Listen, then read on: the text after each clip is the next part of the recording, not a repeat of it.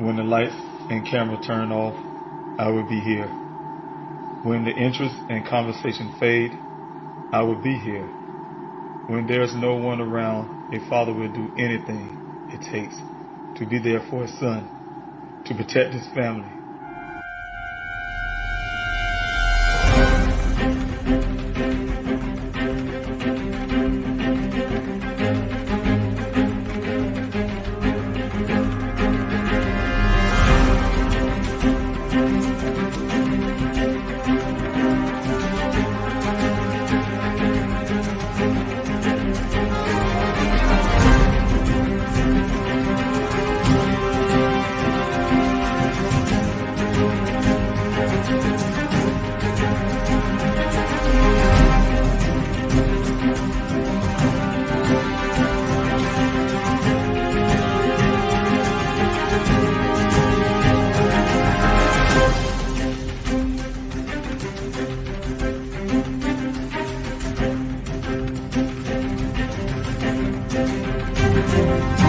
Daniel Robinson went missing 4 months ago. This is the last photo his family has of him. He's a 24-year-old geologist, last seen leaving his job site in Buckeye, Arizona. As the Gabby Petito homicide case garners national attention, another young person has been missing for nearly 3 months, and his family is desperate to find him. 24-year-old Daniel Robinson, a geologist, was last seen on the morning of June 23rd, leaving his work site in the desert of Buckeye, Arizona. David Robinson had only one thought on his mind as he drove the nearly 1,800 miles from his South Carolina home to Phoenix. I had to find my son. And I appreciate you guys for helping me find them. Thank you guys for coming in this evening's Q&A. I am David Robinson. I am the father of geologist Daniel Cornelius Robinson. My son Daniel, a graduate, actually a native of South Carolina, a graduate of the College of Charleston in Charleston, South Carolina. He graduated with the degree in geology. He took his career out into Arizona. He landed his first job in Phoenix, where he decided to live at the time, with a company called Matrix New World. It's also called Matrix Southwest Groundwater.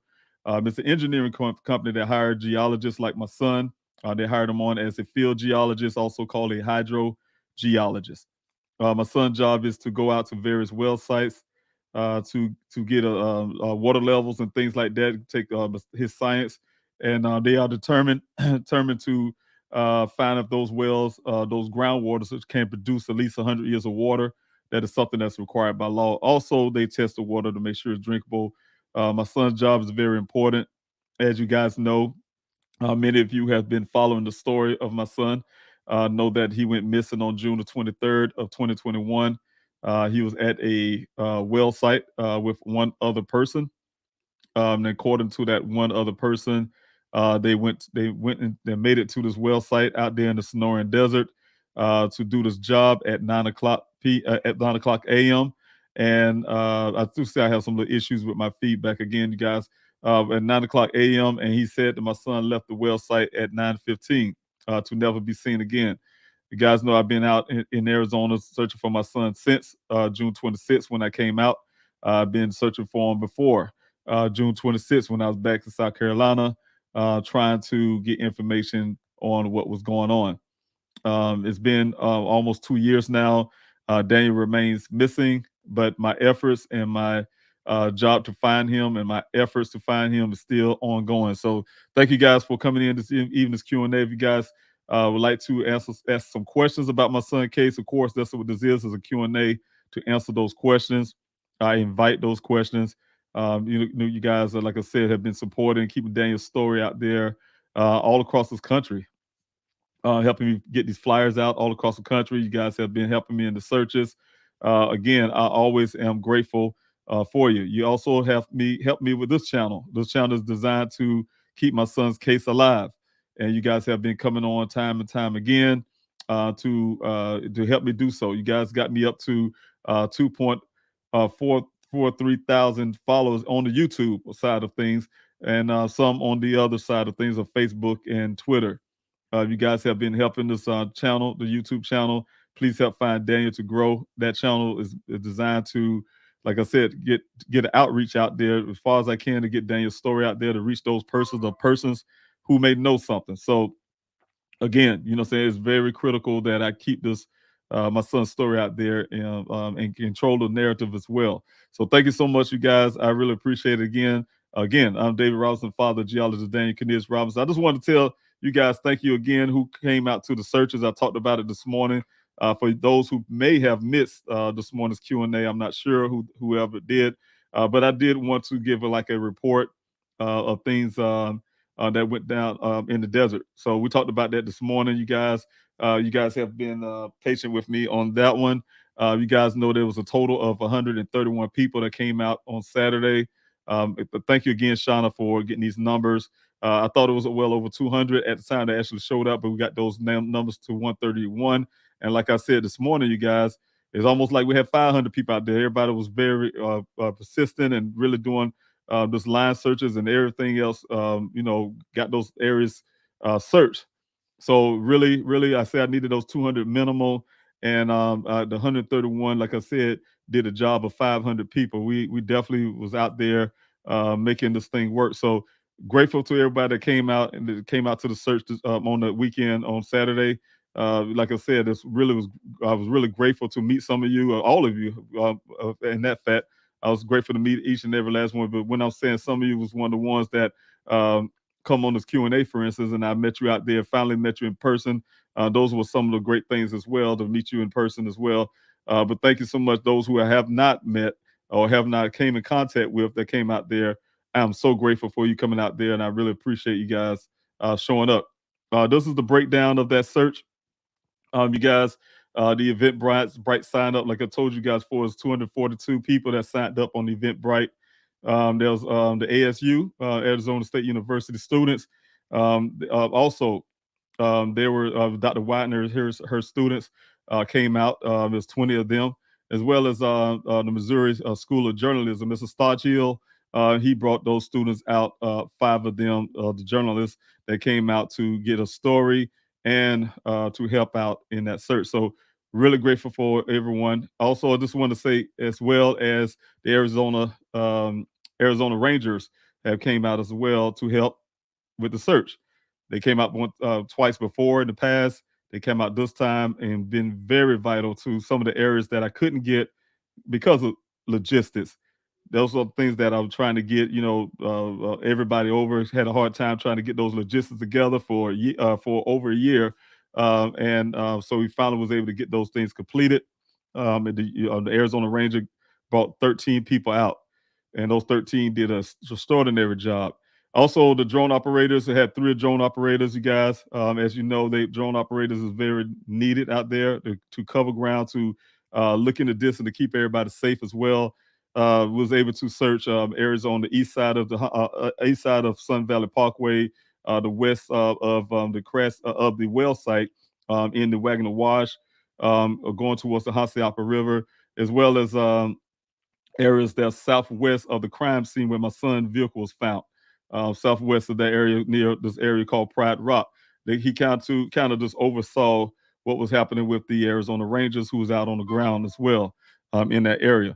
Also, we did a hasty search out west of the well site where Daniel supposedly went missing, and also the line searches, of course, that was parallel with the well site, but going north and south, and going north and south, and then but heading west. The way we're doing, if you guys can know the pattern of a line search. So there was 78 people doing the line search. The Hayes search had 18 all-terrain vehicles that went up north on the Hassayampa River to get into a certain area that needed to be ground searched. There were 19 people doing that, as well as, like I said, the Arizona Rangers, who did the Pride Rock, bottom half of the Pride Rock area. They got on that side and did line search there. So check out those areas there for me. So I really appreciate you guys. Like I said, total 131 attendees to the search. Again, I'm really grateful. Mr. Pooley, Dr. Widener, taking charge and really, really doing a whole lot. We had 6 line leaders out there with Mr. Pooley and Dr. Widener to assist.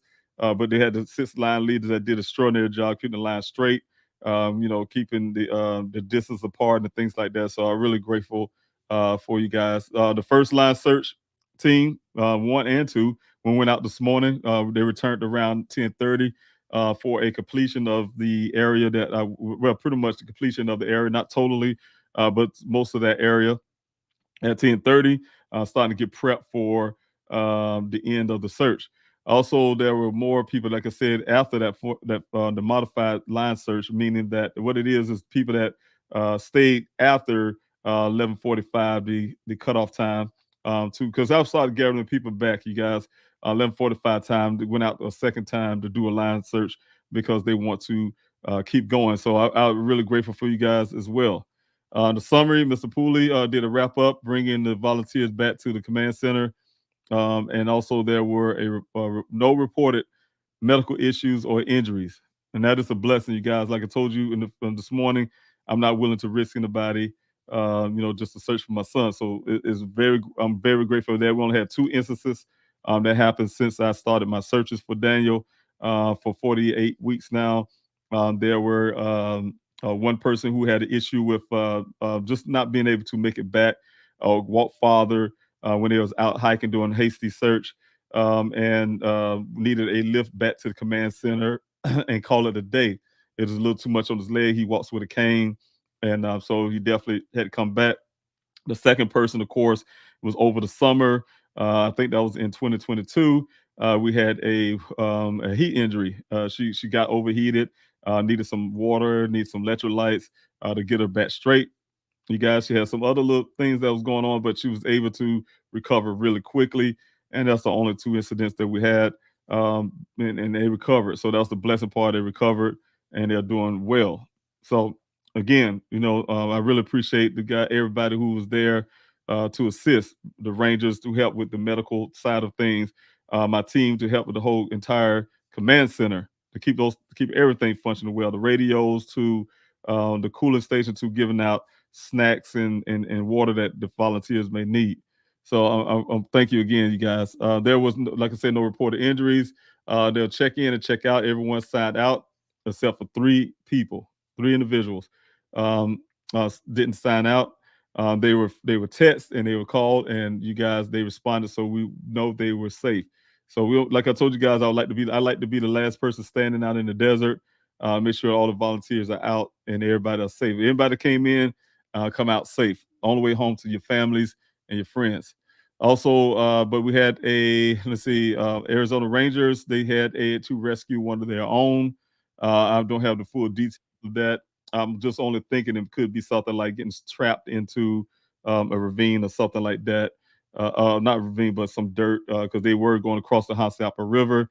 And sometimes, if you don't have a true 4x4, a lot of times those things will tell on you. So, again, I'm really, like I say, really grateful to everybody who participated in the search, who was able to help me get a lot of those areas searches. I'm searched because tell you guys, it's a really big burden when you kind of forced out of there and you didn't complete. You guys look at the set, the map, you saw some little areas that still needed to be searched. And then the good part is that you guys, like I said, you cover a lot of it. So I can go back, cut some of it off, and see what I have left. Those who came out to the search can understand why things like this take so long, especially when doing a thorough search. Of course, again, I pointed out this morning, law enforcement went out and do their search, and they came back empty-handed each time. Couldn't find anything out there. I like to say construction cone, but we was able to bring other family members home to their families. Unfortunately, in a way, but we gave the families some form of closure. It's not the closure that they're looking for, I'm sure, but at the same time, they have a form of closure that they may not have gotten if the situation hadn't arisen. So, sometimes things happen bad for families like mine, but some good things can come out of it. So, again, I'm just really grateful for you guys for your hard work over the summer. I do have a guest, you guys. She's part of my team. She's the secretary of the Dan Russell Foundation, of course. You guys met her before. I say secretary again. Oh, here I go. I don't know why I get stuck with that word, but treasurer. She's the treasurer of the Dan Rawson Foundation, and I'll mess that up. But she's treasurer of the Dan Rawson Foundation, and you met her before. She's also helping with the moderation in the chat. So you guys talk to her all the time. You guys who's on the YouTube side of things may have conversations back and forth. We're just gonna have a general conversation, talk about the search, things like that. Tonight the Q&A is gonna be kind of cut short. I'm trying to keep it down to an hour, and the latest is an hour and 30 minutes.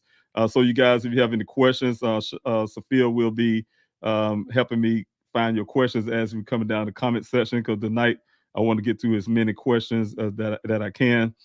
So you guys, we're going to start that way when I bring her on.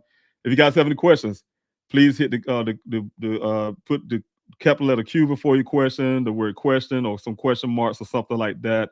They'll help me as I'm coming down the comment section to be able to identify your questions, and Sophia will read those out. So, and then we'll go from there. So, again, everybody, you met her before, Sophia.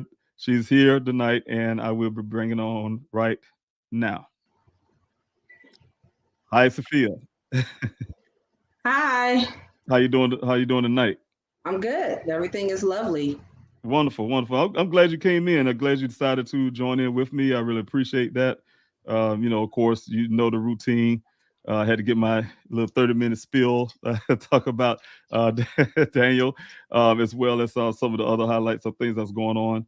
But Right. tonight, I just want to have the Q&A to talk about a little bit about the search, but the most part is to get the questions that is maybe out there for the volunteer, for people and the volunteers who came out. But they'll definitely get these questions, because this morning sometimes I run out of time because I'm long-winded and I miss I miss being able to get all the questions. So first I want to start off about the search. The search was really very fruitful. I mean, when I say fruitful, we have a lot of people come out. Was able to cover a lot of ground. Everything ran in good order. So we can talk about that a little bit. You have anything you want to comment on it? Yeah, no, it was wonderful. It was emotional, but it was wonderful to see all of the support of the people that came out. Everybody was just ready, willing, and ready to jump in there and get started. I think we took a little bit to get started because we had to make sure everybody was signed in and all of that stuff. But once we got everybody signed in and lined up, everybody was ready to go. That's right. That's right. One of the things I want to point out, just because the way we had to sign in and things like that, those are things we're prepared because again, I want to reiterate, we just want to make sure that we're not have a search party looking for a search party. So, definitely want to make sure that everybody's safe. Again, we all have the same sentiment. We want to make sure everybody that come out there return home to their families safe and sound. So those are one of the key elements, the reason why we did the paperwork. I think we had sign-in sheet first, and then we also had a group sign-in sheet. Right. That was the collaboration of efforts. That's right. That's right. And one of the things was, to have the sign-in sheet. A lot of people did sign in through Eventbrite, so their name was already on the list. Only thing they had to do was check their name off. We know they actually showed up, so they give us the opportunity also to see how many people who signed up and how many people actually showed up on that day. That helped us as well on that on the front, and also after we broke everybody off into groups, we was able to put a different type of sign in sign out sheet. That did help as well when it comes to identifying anybody, who may have skipped this process or something, but it's like a backup process to make sure we get everybody who actually showed up, and then make sure we get everybody out. But then if somebody didn't, we can also look at it and we can identify which group they was a part of, and we can go search easier that way. Right. Yeah, it was nice. It was nice. My job was to ride around with you to go to different groups and make sure we brought water and snacks and make sure everybody was okay. We also had the students from the University of Missouri. That's right. School of Journalism. School of Journalism in Missouri, riding with us and getting real life footage of everything. So they were really excited to be there as well. And we was excited to have them there, just having a long conversation with them, doing some Zoom with them, with the students, and able to be able to talk to them after the search. So it was really wonderful to see the young journalists doing their thing, and also just helping us promote Daniel's story out a little farther. Right, they were excited, and yes, it was a long day, but it was a well well spent day. That's right. That's right. And, and also, just the whole fact that we had the Arizona Rangers out there who did an excellent job. Of course, they had their big antenna sitting out there so they can reach out a lot farther than we could range wise. They guys was out there on near the what we call Pride Rock. So there's a good distance away, a good 5-6 miles away from the command center. And so we do that radio transmission was very important. Also, those guys came along with their own medic teams and stuff, things like that. So that helped us out with the command center as well. Yeah. Right. So one thing I want to say too is the structure of the command center. We utilize 2 canopies. One was actually for the A team to be able to sign people in and out to work the radios. The other canopy setup was for the cooling station as well as keep the people hydrated, hydration station as well as the for snacks and things like that for their bodies. So definitely was a good, nice setup to make sure everybody was safe and everything ran smoothly. Absolutely. Good. You didn't expect anything else. That's right. That's right. That's right. So I'm really grateful. Again, I'm just grateful that we actually got those area searches. Though there's still more to do. We did talk about that. There's some areas that once you go out there, I think people could really see for themselves how intimidating the desert can be. Very, very intimidating. I mean, it's just stretches far and wide. So you just like, are we sure we got all the areas that we need? But it was just good to see so many people that showed up so that we can cover, different areas, whether it was the Hassayampa River, Right. going through there, or like you say, Pride Rock, and then the line search that you needed to do for the last area for that, as much as you could. That's right. And we got as far as the up north on the Hassayampa River as well. Had the people who love hiking. So it gave the opportunity for those who love to hike to do the hasty search to go out. That's right. That's right. To go out and just go out west and really dig deep into that Wagner Wash area. Right. That's some of the things that's really lush. The terrain is different. The greenery is thick. So it did help that they're actually on the ground and going through that brush because Right. that water when it do run, it runs and the brush is like a strainer, Right. catch things. Right. So it's important that we was able to do that. But I just want to get to what we was doing tonight because I know my time will run short. I'll keep going. So I'm ready. I see the first question. I'm ready. That's right. Okay, good. That's what I want to do, you guys. If you have any questions, of course, tonight is a true Q&A tonight, meaning that I am just focusing on questions. That's why we have Sophia here tonight to keep me on track. I'm trying to keep this Q&A, which is probably 30 minutes from now, but if she can give me a little more leeway, trying to keep this search down, keep us focused, and keep the search down very low tonight. We have some other projects that need to be done. Also, but I definitely want to get questions. So if you guys have questions, very important that you use the capital letter Q, the question marks, word question, so Sophia can find those and relate them out to me. All right. Thank you. So our first question is from Aaron Chase. Hi, Aaron. Hi, Aaron. What do you think about the search of the well? Were those little bits of rock and bolts what they said they found? And the thing is, Aaron, you know me, and first of all, I want to say thank you for everything you do because a lot of people don't know everything that you do. Sophia do, we team do, we all know, and we are grateful for all the hard work that you do in the background. One thing, Aaron, is that I try to make sure I'm not sounding so critical every time, law enforcement do something. So I'm really happy that, you guys have been putting those efforts. You're one of them, putting those efforts in to get law enforcement to make some type of movement. So that's one thing. The other part is I don't like half jobs. I don't like, me, maybe a little bit of military, but at the same time, I'm just a man and I don't like half jobs.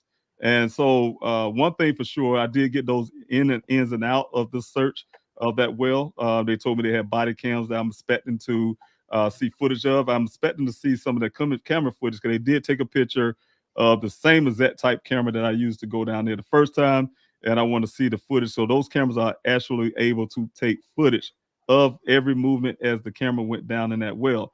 So I would like to see all of that, but I can tell you what I'm really disappointed with is the pictures that they put out on social media. It is lacking the pipes and all the other things, the fencing and everything. They say they pull anything, they pull out things almost like it's a little bit of like pocket change or something. And that's not what was in that well. Just in that well was a lot more, and I like to see those things as well, documented what was in as well, why it was in as well, how it was in as well. So I want to see the report, as in, did they meticulously go down in that well and start doing an investigation of things in as well, why it was in as well, how did they put it in as well, get those information first before they resume those items out the well. So those are kind of things I will be critical of and be looking for. Like again, I said I don't like half-ass jobs, excuse my expression. And so I just want to make sure. Thank you. I'm sure they had a mute button, beat button, or whatever, Sophia, to help me out. There you go. So just don't want to have a half job doing. So I'll throw my hand up next time so you can know what to say that. But don't do a half job. I just want to make sure that that's going to be the point. That's what I'll be looking for, Aaron. All right. Thank you so much for your question. All right. Next question is from Miss Barry Barnes, our VP. Barry. Yep. What time did the call come from Daniel's phone asking for directions from Ken? I offhand, Barry, I think it was let's see, it's roughly around the 8 o'clock hour. I would say like 8:30ish, somewhere around that time. I don't want to be wrong, but I can't look back at it. But I can tell you when it was before Daniel's supposed to be before the 9 o'clock. Not too long. It's within that same hour of Daniel's should have been there according to him at 9 o'clock.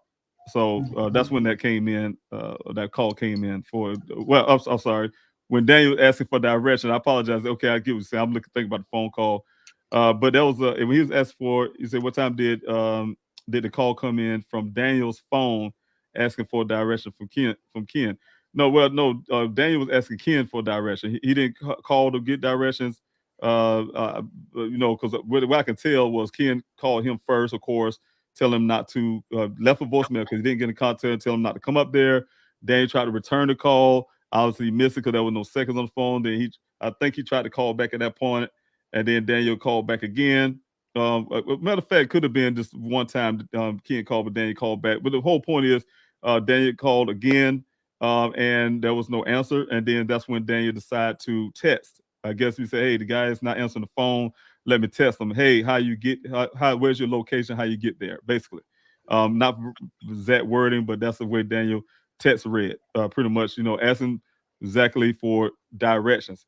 And that text message went unheard. That's closer to 9 o'clock.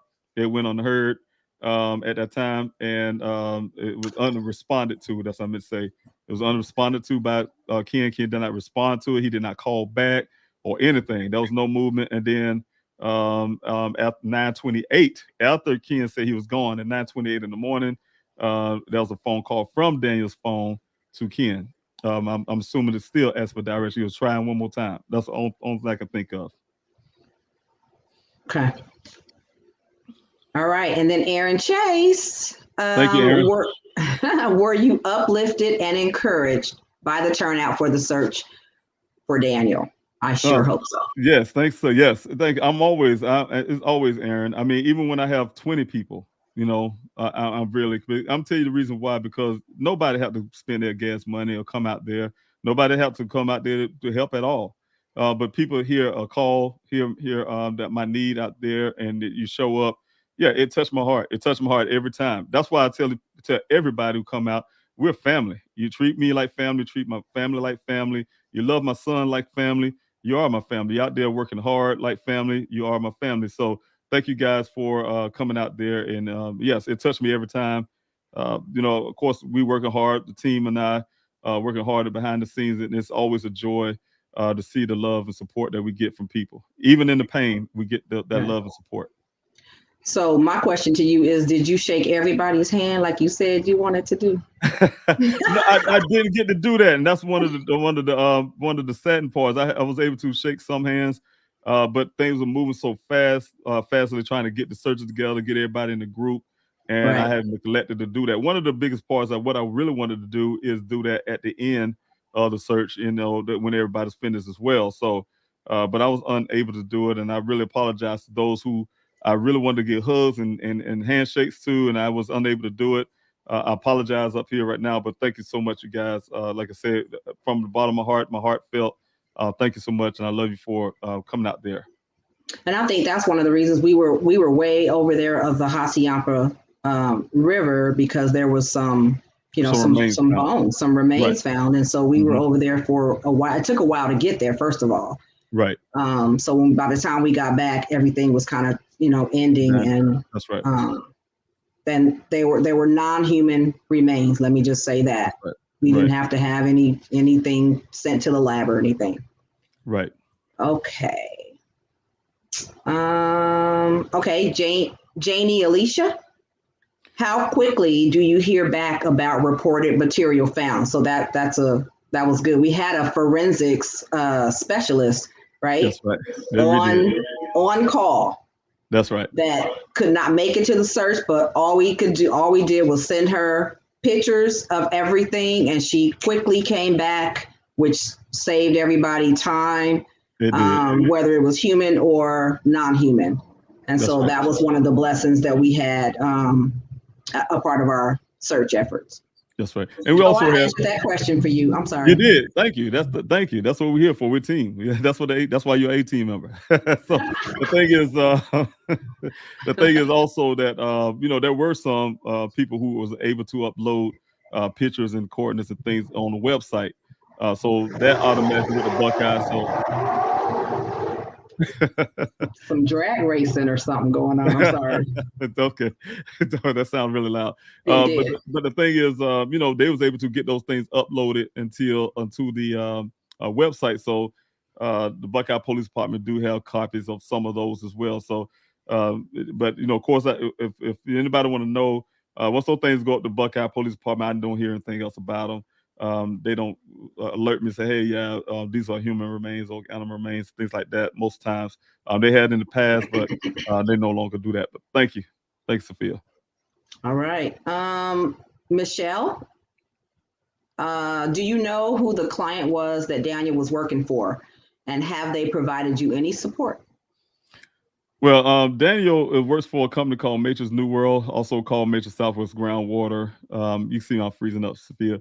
But the thing is, you know, he was going to meet the guy from a company called Weber. Ken works for a company called Weber, but Daniel worked for Matrix New World, Southwest Groundwater. As in them doing anything provided, they did donate to the GoFundMe when I first started the GoFundMe. I can't say that, but some of the workers, I don't know if it's a company directed move or just some co-workers got together, but about 7 co-workers or so, 7 to 10 of them used to come out to the searches. They came out to several searches at the beginning. I'll say about between 5 or 6 searches, I'm guessing. But they came out to searches. They helped man the gate, get people to the right location and things like that. But outside of that, there was no organized search of their own for the employee. There was no funds put into for resources and things I needed out there in the search, like specialized drones and some of the things I asked you guys for that I've been asking for to continue on with the equipment that I've been utilizing and renting. Now, these things are very expensive, you guys, renting for not only for myself, but for my investigator at the time and his team as well, sometimes for the crew of my search team as well. So it got really expensive. But the thing is, you know, there was nothing coming out from that company to aid or go out on search part of their own. Okay. All right, Stacy D. She says, what are the next steps in your search for Daniel? What is the best way we can help you in this effort? You know, it's ironic she asked that question because we talked about that earlier. So we're in the back, Stacy, putting things together for next steps of people who can help out.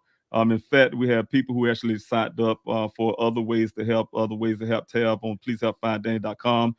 We start looking at those really carefully, as well as making some plans on how you guys can help us going forward. It's a lot of things that we're doing now that you can help go forward. We still need the support. I still need you to share Daniel's story. Put for word of mouth, like I said this morning, is the biggest thing. You know, support us. You know, with the sign. You go to pleasehelpfinddaniel.com. You can sign the petition and there's so much other things that you can do. So there's things you can do now. As for flyers, we have a flyer distribution. You guys can hit us up on Please Help Find Daniel at yahoo.com. And as for flyers, Sophia here, she'll send those flyers out to you, as well as you guys want to print those flyers out yourself. There's a PDF on the website as well to do that. So there's a lot there that still continue on because this effort is not over. As you guys know, I've been pushed out the desert in a sense. We had some conversations today, believe it or not, with the Howard Hughes Corporation, who may even allow us to do some more areas to complete those areas that we didn't even complete Saturday. So we're still looking for those, the conversation with them. So again, thanks so much for asking that question, Stacy. Awesome. And then Isan, has it crossed your mind that Daniel may not be in that area? It always have. It always have from day one. I always had suspicions that this whole thing was. I'm gonna tell you the reason why. I'm saying the whole thing. I didn't know anything before the vehicle showed up. The only thing we had to go by was Ken's word. He's the only person that said, "Hey, seen Daniel at the time." So this whole narrative was built on one man's story, right? So that's what the searches were based on. The rescue mission was based on. But when the vehicle showed up, it changed a whole lot. At the time, I didn't know any better. We just did know about the vehicles out there before it showed up in the desert, but those two correlations didn't happen right then until my investigator came along. And when he came along and realized that damage didn't fit the terrain, the red transfer pane, and so on and so on, all the things that you guys know about that vehicle, that changed the whole narrative. Changed the whole story as well. I didn't believe what Buckeye Police Department said to try to force this vehicle to be there for 30 days on their assessment. Even though we gave them hard physical evidence, otherwise they still don't want to accept that. They hired their own investigator to try to rebut those findings. But you know what? That changed the whole narrative for me. My investigator noticed it looked like a staged event. I believe it's a staged event. And so the searches keep going because it's based on a couple of things. Even though I believe it's a staged event, just like they put that vehicle out there, God forbid, they put my son out there too. So I had to go look. That's the way I had to look at it. It's a sad thing that I had to say and think like that, but I had to go look because of those factors. Now, as in something happening in that desert, I really believe it was something that, somewhere else, just like my investigator found with that vehicle. Everything, they just want me to find it there in the desert. Sometimes you get led to a place that a person wants you to go be led to. So just want to keep that in mind. No, I don't really have 100% surety belief that he's out there. He was ever out there at the time. Okay. And then we have Island Girl 21. What is the best way to help for anyone not able to physically be there for searches? How do we pressure police for more help? I've messaged, written, tweeted. It's frustrating. And it is frustrating. Trust me. And I thank you for doing that. Putting yourself in that position for frustration and stuff, because it is talking to law enforcement like talking to a brick wall or something, at times. So, I can understand that and definitely, but believe it or not, your pressure, even though it's a lot of frustration to you, but that pressure you've been putting on, texting, tweeting, texting, and everything you have been doing actually works. You guys, that's the reason why these guys talking now about searches after almost 2 years, doing searches and looking at the well and doing something that comes from your pressure. So I'm first of all, I want to say thank you, Alan Girl, for doing that because it actually worked. But going forward, I need some of those same things as well. But like I said just a while ago, the team and I, we're just actually sitting down, looking at these avenues for people like yourself who want to do something and not be able to physically come to searches and things like that. You could be living in another country, but you still can help us in other ways. And that's what Help Ways have. So if you haven't signed up already, you go to pleasehelpfinddaniel.com and go to Help in Other Ways tab and fill out the information. That would help us, to go further. Right. And Island Girl she asked another question. I'm gonna skip down past Aaron's just because it was the same question, but I'm hoping that you answered it. So it says, how do we bring more pressure on Ellie to do more to assist with the search for Daniel? And how can a girl from Jersey help best from afar? So I think you kind of answered that question. I just didn't want to miss it. Thank you, thanks Island so much, Girl. Island Girl. I appreciate it. Jersey in the house, huh? Okay, and then Erin, let's go back up to her. She says, is it possible that phone call at 9:28 from Daniel's phone was not made by Daniel, but instead by someone using his phone. I'm thinking alibi building for Ken. You know what? That's I Aaron. don't take anything out of it. Thank you, Aaron, for putting it that way, because that's one thing for sure. One of the biggest things, you start tapping on some things that is already some knowledge that's out there in the sense, but you know what, that need to be really clarified. So, with the whole story, didn't match the whole fuel type deal for the little change on the fuel purchase, to him saying, "Hey, don't come out here." This is supposed to be the first time. If you guys listen to the voice, I can play the sound clip. If you listen to his voice, he say, "Hey, Daniel," like he been talking to Daniel for years. Like he known him or he's heard him, so that type deal. A person that don't know say, "Hey, Mister, why you call him Daniel? Hey, Mister Robinson, this is Ken, whatever his last name. I know his last name. I'm not saying it here, but that kind of thing. The conversation would have been a little different. When you're talking to somebody, hey, how you doing? Like I would not go to President Barack Obama and say, "Hey, yo, Barack, what's going on?" I'll give a man some due respect. That's what I'm trying to say. I don't know him. We know he was the president of the United States in the past, but we just don't run up on people and call them by their first name unless they um, talk to you like that. So that's some of the questions as well. But definitely in your question, yeah, we just don't know, and that's one of the things I would like to find out. And those things, the way to find those things out is to get information from Ken's phone. I'd like to see his phone records. I like to see those matches, those type things, and where his ping location were on those dates. But see, because law enforcement would refusing to make this a criminal case, they're unwilling to do things like that to get that type of information. As long as they keep it a missing person case, legally they don't have to do this, you guys, and they just wipe Daniel off as just a missing case. Okay. And then Barry says, what time did Ken say Daniel left? Ken said that Daniel left at 9:15. He was going out with, and that's his initial assessment, you guys. He talked to Officer Cruz, the same officer that I spoke with. Officer Cruz, the night when I reported Daniel missing, talked to Ken that day. You guys already know that law and also the courts generally go by your first statement. So your first statement is fresh in your mind. You know exactly details to blah, blah, blah. They don't rely mainly on something you said a year later, a week later, a month, because they'll say, "Oh, you might have forgotten some details." So they try to not to do that. So they really go strongly on those first initial comments, and that's what he did. He gave the story verbatim. He even gave it to me when I came out there on the 26th. 26th was 7th, 28th, when I talked to him, and on the 28th. And he told me verbatim, just like what he told Officer Cruz.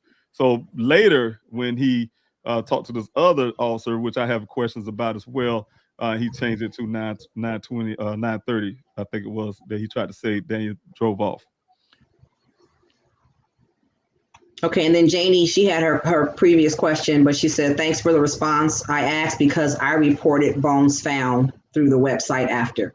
So anything that was reported through the website, you have access to, or does Buckeye have access to that? That's not the question. I'm just saying. Okay.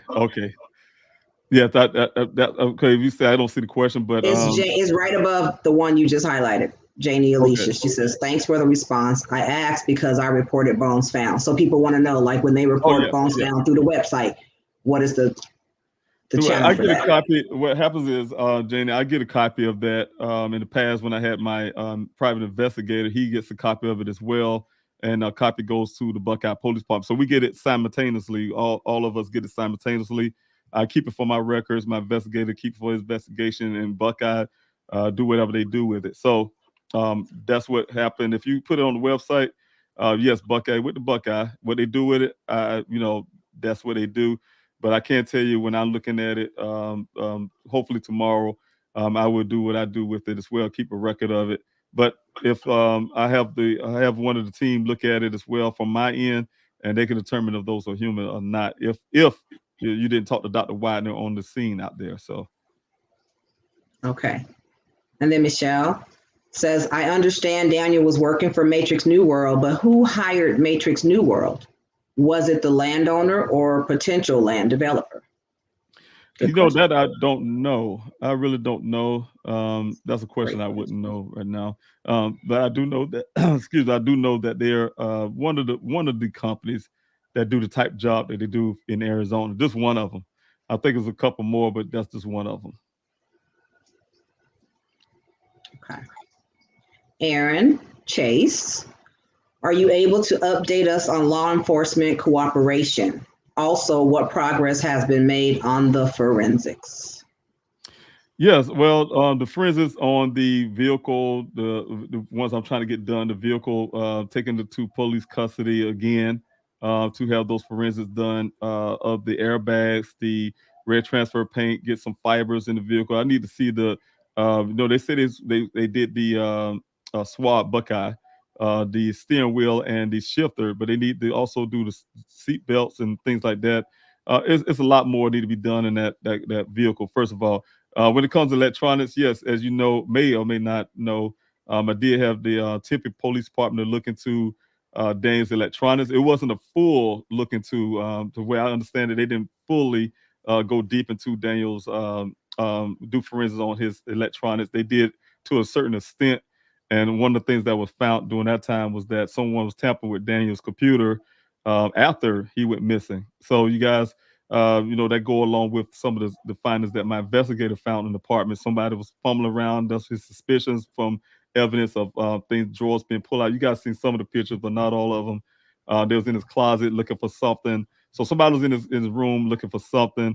There was no forced entry. So whoever was doing this definitely had a key. My daughter, she didn't have a keys. That's one thing that she was really saddened about because Daniel didn't share a key with her at the time. So that's why we had a hard time finally getting access to that apartment. We went through the landlords trying to get it. We couldn't do it, but eventually, over time, after law enforcement and everything started closing on his apartment, we was allowed to go in then. So, but yes, I say, yeah, those are some of the things that we found on the electronics, but we don't have anything moving forward on those clothing items. Now I'm trying to get Maricopa County to do forensics on. My daughter don't even recognize the clothing that's on the ground. We don't recognize the clothing ground. I don't even think it's Daniel's clothing. They probably took his wallet and put it in there, but that don't mean it's Daniel's clothing. So we definitely want all of that stuff forensically tested. Okay. Country girl. When the Jeep was at the gas station, was the side where the gas tank is closest to a gas pump? You said you seen a blurry picture, but could you tell? And that's the thing. See, the vehicle is facing the other direction. His gas pump is on driver's side, and so that was definitely the way the back of the vehicle is facing the camera, and the pump is on the passenger side. So, long story short, that's not where the gas tank is on that vehicle. So it don't make sense. And so he definitely wasn't pumping gas. The other part that stuns me is because whoever it was actually probably buying gas. That's a suspect to me. Let's say somebody, this is hypothetical. I don't want to put no theories, no conspiracy theories, but what I'm saying is, let's say someone committed some crime and wanted to cover up, want to burn the evidence, whatever case may be, and go buy gasoline. All right, that's enough purchase to buy a can of gasoline, but not to put gas in the tank. But then when persons like myself, I go get some gasoline for my lawnmower a lot in the summer months. I don't pull my car. I pull the car up anywhere at the gas pump. I don't worry about where the tank is because I know I'm going to put fuel in the gas can, right? So you put it in the gas can. They probably carried it off somewhere or whatever the case may be because Daniel's gas can is accounted for. He did have a gas can, and his gas can is at his apartment on his patio. It was accounted for.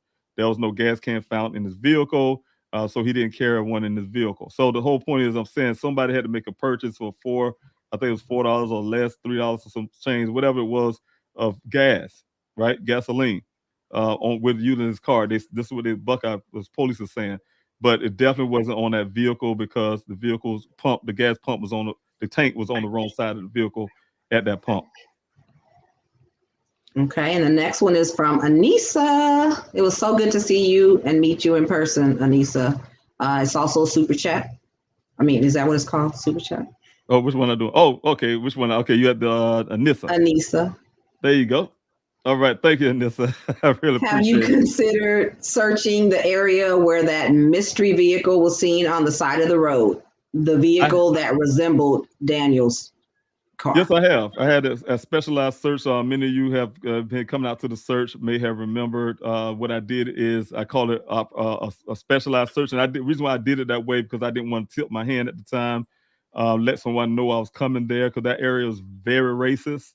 It's a very highly racist place. That's where the sundown area of Buckeye is. Don't get caught if you're a black family or black person with the sun going down. That type deal. Yes, I had. That's the same area where a whole truckload, probably like 5 or 6 white guys in the pickup truck yelling the N word in broad daylight. So those are kind of reasons why when I was putting a search together, I wanted to get in there and get out. I wanted to be one of those type deals where we come together, keep each other safe, that it was safe at the time in the broad daylight. We get in there, do the search, and get back out of there. So I was able to put that specialized search in. Something like in my training in the military, I kind of did it in that way. So we did search that area. We found a lot of things out there. Matter of fact, I have one young man on the other side of that road found human remains out there as well. Those who turned out there turned to Buckeye. They say that wasn't Daniel, of course, but there was also human remains found in that same area, Nissa, where that vehicle was located. There's some more information there as well that I know, but I can't put that in public. I gained a lot of information. Gained a lot of knowledge like I said on this. I'm really frustrated because I don't hear this from law enforcement, and it's really pains me that it seems like I am doing a better job than law enforcement because I'm getting so much information that I have yet to hear law enforcement catch up on. All right. Jay Garcia. Does PD call you of incidents such as male body found near freeway in Buckeye today? Question mark. Even if to ease your mind about any relation to case. Do they call me? No, they don't ever call me about anything. As a matter of fact, I had a volunteer that comes out my search. When I say it comes out, she'll come out to the search, but she like to go. She like to do things alone. I get on her all the time. I'm not gonna say her name, Sophia. You know who I'm talking about. But she's always out there. She lives in Buckeye area, but she's always out there searching for Daniel. She have a real big passion to try to help me find Daniel. But you guys probably remember just recently she found human skull and human remains out in that area south of way south from where Daniel was supposedly had been last seen. And so what I'm saying is even then she left me a frantic voicemail when she found it. She was very upset. She was afraid, I believe, and the way I took it. And she left a voicemail, but I didn't get the voicemail immediately. You guys, like I told you on my phone, sometimes it takes me a while. But when I was able to get it, of course, I tried to call her back, and she did tell me that she found the human remains. And but Buckeye did not call me. They haven't called me, alerted me about it at all. I had called them. I called the Buckeye Police Department and inquired about it. They say, "Hey, we don't have any information on it just yet. It's going over to the Maricopa County's examiner's office, and we will let you." Then they said, "We'll let you know on Monday." So when that Monday showed up, they did call back and told me no. All right. Sarah Miller from Facebook. Will Ken ever be questioned again? Is there something we can do since he is the last known contact? And that's one of the things that I can't really say if he has been contacted again because I just don't know. So I can't say, oh, Buckeye didn't talk to him or nobody didn't talk to him since or whatever. I just don't know. But you know what? It need to be done. If it haven't been done, it need to be done, but it need to be done in the right way. Like I told you, you guys this morning, the only persons I know being in Buckeye's interrogation room was me and my daughter. They called us to the station. They took us in the back door, you guys. You know what I'm saying? I mean, I can take it in all kind of way. I can take it in a racist way. I can take it in all kind of manners. But they did take us in the back door, and they put us in the sergeant. I think his name was Sergeant Lieutenant or whatever. I think it was Sergeant Hanneman. His name Hanneman or something like that. Him and the officer put us in the interrogation room and asked questions. You know, like we were criminals or something. You know, I have never been in an interrogation room in my life. And now I have to say I have been in one from Buckeye, Arizona, all because my son went missing. So I could take it that way, but because that's exactly the way it was done. So was in the interrogation room to answer questions about, try to get information about Daniel's record, his phone record, and the guys did not go do it the right way. They literally had us hold the phones up in the air to look at the screen and get information that way. That's not policing. Had me on the speaker call calling the bank USA to get limited information off of Daniel's. That's where you guys heard this purchase on. They didn't get it up because they obtained records like they put on, they falsified on their records, on their police records. They got it from me holding the phone up in an interrogation room on just looking at it on the screen. That's where they got that purchase from, you guys, that you see on the report. Poor police work from the Buckeye Police Department. That's how they do things, real sloppy and unprofessional. So thank you so much for the question. Okay, and Sarah Miller again. We're reaching out to the councilman, Hagstad of Buckeye Help. I don't know who that person is. If that's a part of the Buckeye the city council, good luck. I went to them twice. Yeah, we went there. Yeah, it really offers a bad experience. Phil, those stones. It was very dry. It was very dry. Right. Really, what I could say, Sarah, was really, again, I preach about it all the time, is that I've been doing all these searches out there. My search, when I say my searches, was you guys found human remains, found other things out there, this whole 9 yards. I came in their face twice. I am a father who coming from out of town who have a missing son who's desperately looking for him. When I went in front of those city council people, the mayor of Buckeye, the assistant vice mayor, the person that's over the police, the city manager, and assistants, all of them, the whole syndicate, and they looked at me. Not one time, Sarah, have they gave their condolences, wrote a letter back. Even when I sent emails to Chief Hall and to CC those people, they didn't have a response back to me. No, nothing. They're just cold-hearted people, and that's the way they present themselves and the way they are. So I'll tell you, sometimes you can go try your luck on those people, but they, like Maya Angelou say, when they show you the first time, believe them. They show you who they are, to believe who they are. So Sarah just came back real quick with a comment and said he lives in my neighborhood. So I'm wondering if I make a post with his name and people comment, and maybe it'll grow enough attention. I commend you, Sarah. Thanks so much, Sarah. I really appreciate it. Okay, Aaron Chase, has your DNA been entered in CODIS yet? It has been, as far as I know. As far as I know. And the reason why I say far as I know, I wouldn't bet on anything on Buckeye because they have received those things. And I'll be honest, I felt a certain way when I was reaching out to Namath, first of all. And so I know those are two things you're saying, CODIS, but and I think it's two different things. I'm not sure, but definitely went to get those information done. Went to Tempe to get my DNA swab done. I think Daniel's mother did it in South Carolina, was what I was told. Because the crazy part, you guys, this is over a year after my son went missing. I had to initiate these things. Buckeye have never offered to me. I didn't know anything about this stuff, but I have done it over a year after to get this DNA stuff done.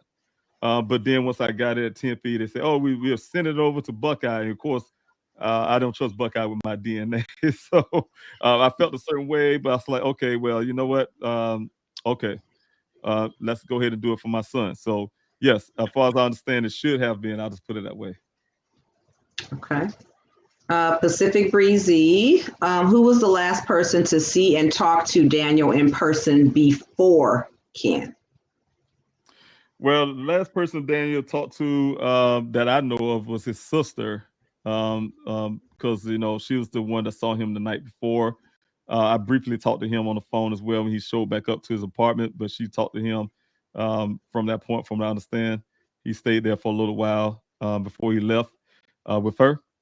And but the 2 days before that, I know I spoke to him as well. And sometimes I think it's anybody else, but that's pretty much what I can throw out there. I'm sure he probably talked to his buddy from the job and things like that. So I don't know those things. I can't look at his cell phone records and figure that out. But that's generally that's all he talked to. Okay, I Do not see any more questions. Lots of comments, though. Yes. There's a lot of irritation going on. That's Sarah's. Anything is worth a try. Yes.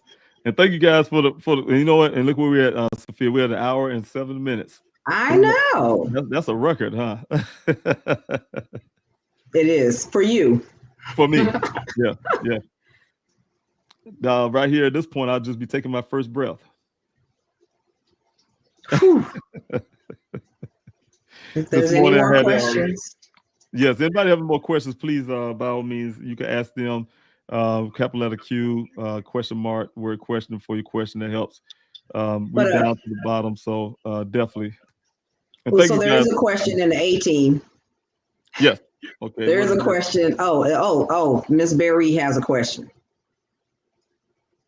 Okay. Okay, there's questions coming. Okay, so Barry says, has Buckeye asked for the Jeep back in order to do forensics? Okay, here we go. Say, has Buckeye asked for the Jeep back? No, they have not. You know, only thing they was asked for. I'm gonna tell you what one of my biggest suspicions were, and you already know this, Phil, is that Buckeye has at one point been begging me for whatever reasons for Daniel's electronics. Right? They wanted his personal computer, and I wouldn't give it to him.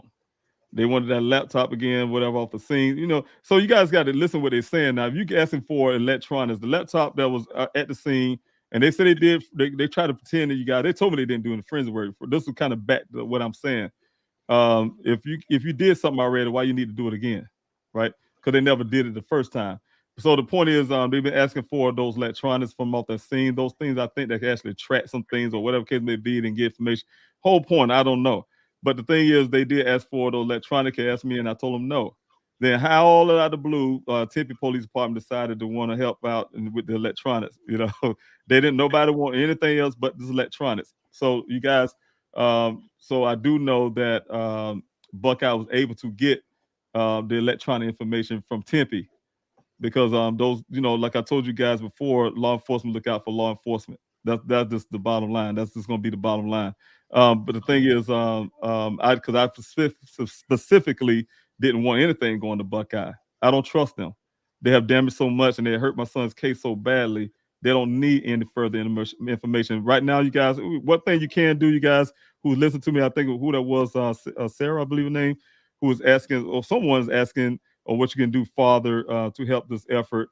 And one thing is to push Buckeye to stop holding my son's case hostage. And this is the language I'm using because it's the facts. They're at this point holding Daniel's case hostage, despite me not having trust in them, my family and I, despite that they did damage to my son's case.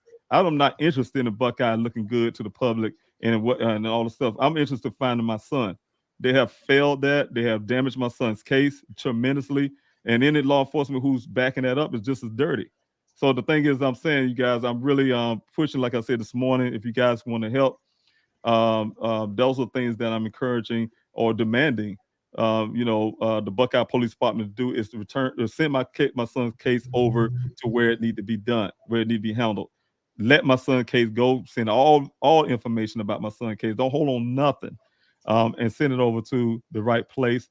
I don't need them to have any hands on my son's case. Period.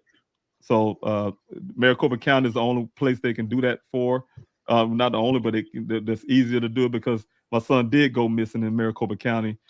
So Maricopa County have a jurisdictional responsibility to that. So we want to make sure that happens. All right, Dr. Fender says, how are you holding up? You know, best as we can. When I say we, I say best I can. Because you know I tend to associate myself with everything with my team, you guys. We're really tight knit. So just wanted to say, you know, because we all in the background holding each other up. So I do have my team, people here at home, you know, so on. Just just trying to stay positive much as possible. It's very hard, Dog Defender, but you know I have to keep going. You guys already know it's no secret. I try to hold everything in, hold myself together, to make sure I'm really effective for Daniel, and just keep on fighting. Yeah. Okay, I think we did get all the questions. Well, Yeah, just making sure you're regarding DNA, making sure yours is in CODIS or NamUs. Thank you so much, Dr. Fender. And Tish Guzman says, when will the next group go out searching? Well, well, you know what? That's people that goes out on their own. But my next public search, I guess you want to call it, will be determined. You know, right now, I told you guys I was calling it my last search out there in the desert, and that was based on the whole fact that this land ownership changed. Eldorado Holdings at the time, which is out of the picture now. See, God has done things in different ways. Eldorado Holdings and no longer in the picture, but there was the chief persons that was pushing me out of the desert for whatever reason. They was really trying really hard for a while, and they narrowed me down to this last search, you guys. So that kind of pushed me in that corner. But since today, we was able to get in contact with the Howard Hughes Corporation, one of the team members, Shauna, and to be able to get in contact. And so they have a different story on when it comes to accessing their lands to handle a search. So we'll see what happens in the future. Then you'll see those things changes come on the website. All right. Sarah Miller says, do you guys make a sheet with details that we can plug and play with to send to important contacts of the case? Maybe some templates, yeah. Right. Like a rough draft of main key points of why they're needed so desperately. I don't want to accidentally forget something that's important. And that's true, you know, and that's some good things that we could take down as notes, right. You know, and we could put it back to the team. So we'll bring that up in our meeting, Sarah, and discuss that, how we can better do things like so. That's what the Q&A is for, and for people like yourself with sharp minds, and give out suggestions that we definitely can use. So thank you so much. I really appreciate it. That's a good idea. Very good idea. Very good idea. Thank you. Okay, Pacific Breezy, have you contacted Mexico law enforcement to let them know Daniel is missing? I didn't know I can do that. so I have not. No, I have not. I didn't know I could actually do that. So, but that may be a good idea as well. I mean, I guess just getting the flyer. Yeah, getting some information to them, and maybe they can be on the lookout. Yeah, somebody's got to cross the border. That's true. That's true. And so yes, definitely, yeah, we can do that. Get those sent out. So see, you guys are full of good ideas. So thank you so much. You know, we definitely need those all the time. So thanks so much, Pacific Breeze. Okay, let's see. Island Girl, has AG Chris Hayes weighed in at all? AG Chris Hayes. I don't know. Attorney General. Attorney General. That's Attorney General. Attorney General Chris Hayes, maybe. Attorney General's office before. This is literally how I've been handled. Went there. Everything I asked them to help me on, they say we don't do that. We don't do that. Then I said, did it got to the point I got frustrated. I say, well, what do? It's almost like somebody you talk to, you hire them as a maid or whatever. They say, I don't do windows. I don't do this. I don't do. I'm like, okay, what do you do? You know. So when they told me what they do, they say, oh, we only handle crimes of money crimes or something or the other, and that was it. That's all the Attorney General office do. That's what the agent told me. So so that was my experience with the Attorney General's office. But I know I never heard of Chris Hayes, but I did talk to one that went up there in person to try to get help on my son's case. But I do have one jump on this one question real quick, Sophia. That you missed up there. I don't know if you've seen that or not. Oh yeah. You want to read that one? Oh, have you looked into the psychic reading about Daniel by Blue Willow? She is very good. No, I don't know who. Haven't heard of her either. Apologize, but no, I have not. Okay. All right, Barry, again, are there other agencies waiting and willing to take over the case if Buckeye would hand it over?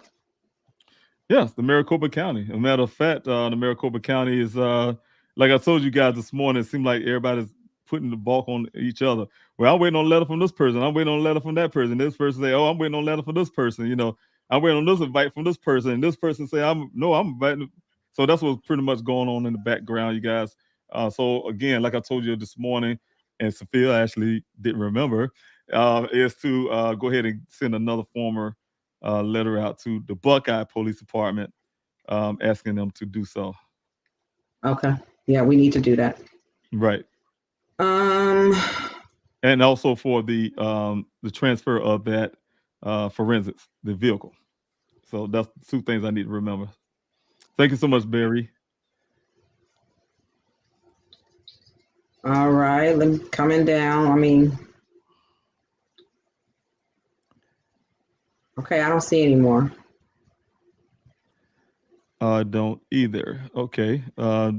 Thank you so much. I just see the comments, and you guys, I'll tell you, you just such wonderful people, man. That's really appreciate it. I told you your comments help with the morale as well. So thanks so much. I really appreciate that. Country girl, I really appreciate that as well. When is the peaceful protest? I just want to Oh yeah, that's one.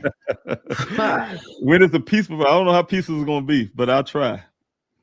It would be, you know what, Sarah, I did have a protest set for the Maricopa County. There's something, well, matter of fact, you know what, today's the first, I feel.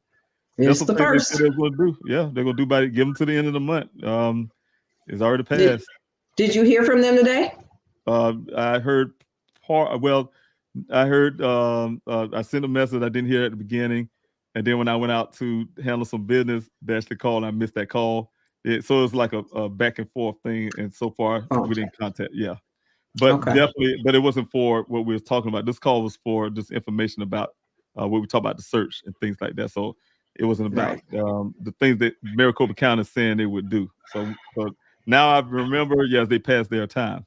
So Okay. to answer that question about the peaceful protest, it's still is on hold for right now, but we're gonna give a date when it will resume. All right. Another question about Blue Willow, the psychic Blue Willow. So we'll have to look into that and contact, her and Okay. see.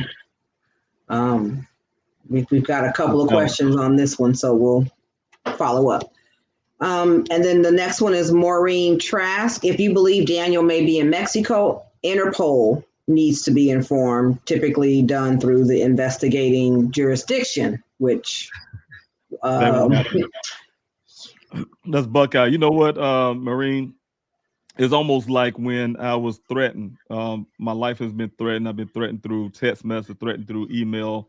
I reached out to the FBI about it, and FBI took a report, but saying because it's related to Daniel's case somehow, they have to be invited to look into it from the Buckeye Police Department. I reached out to Detective Biffin and them, told them about what happened, about the threats. They let it roll off their shoulder like water off a duck. Didn't give a damn. And then later on, when it brought back up almost a year later, Chief Hall at dumbfounded, like he didn't know what was going on with CNN. Kind of went out and asked those questions. They knew about this, and like I said, good luck with Buckeye. That's why they need to let my son's case go and stop holding the hostage. Is because good luck with them. I tend to believe a lot of corruption goes on with the Buckeye Police Department. yeah. So it's not, so I doubt if they would try to um, get Interpol, I think say the name is, to intervene in this case. I have to wait till we get this case released to a better jurisdiction where it belongs, and then we can kind of hit that avenue. Okay, and Sarah says the day you have meetings with certain people, can we pressure them through phone calls and emails? Yes. If we throw out a name, yes, right. We'll right. Definitely keep you in the loop for that. We will. Why are people threatening you, and what threats? Ooh. Okay. Don Pratt. Don Pratt, right above. All right. Yeah. Gotcha. Question from Don Pratt. Thanks so much, Don, from Facebook side of things. Why are people threatening you? Well, I don't know. That's a good question. That's a good question. That was early on when I first started searching for Daniel. Just out there searching for Daniel. We start receiving, but one thing, Don, I said this before too. Just talking to the CNN folks, Sarah Seidner, when she was out spending days with me in the desert, her and her camera guy. I did mention it to them. She told me this one thing because they get a lot of death threats for no reason too. But she told me this one thing. She says, when you put yourself in the public eye, that's when you realize you'll find out how many crazies out there in the world and in the country. So you just got people that have nothing better to do to try to make other people's lives miserable, say things and do things just to get their rocks off or whatever they do to themselves. But you know what? That's just part of putting yourself in the public's eye. So I had to learn that as well.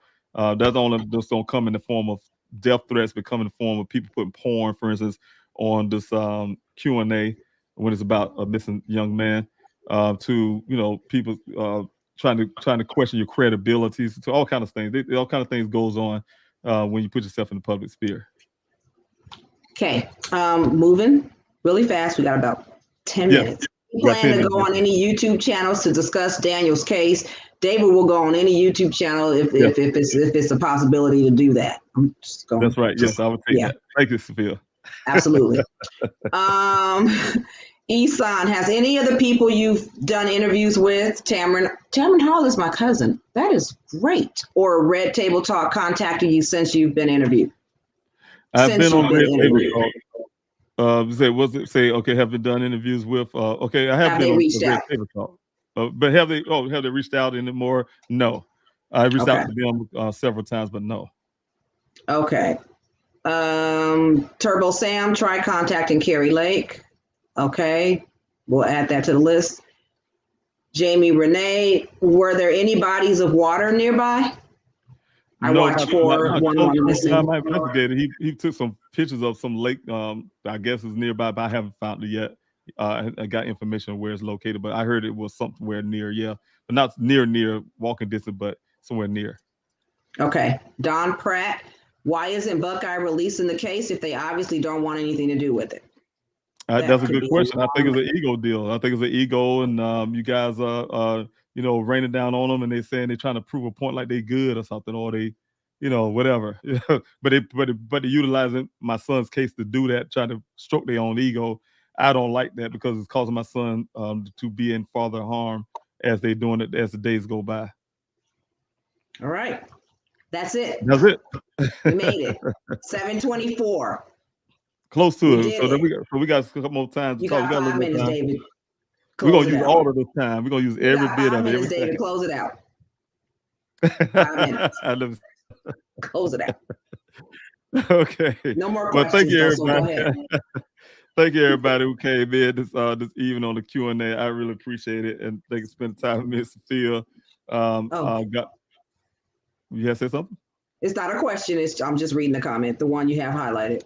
Yes. We'll Thanks just add that to our meeting and contact. Thank you so much. All right. And you know what, you guys, thank you again for all your kind words. Thank you for your support. Anything you want to say, Sophia, before I end this? No, you did good. Very proud. Very proud. Thank you, guys. I really appreciate it. And thank you for understanding. We have a lot of projects and things we're working on in the background, so we need some time. Come again next week. Just join in on this Q&A. Just watch out for lives and stuff I'll be doing out through the week and stuff like that. So God bless you. I love each and every one of you. We'll see you next time. God bless.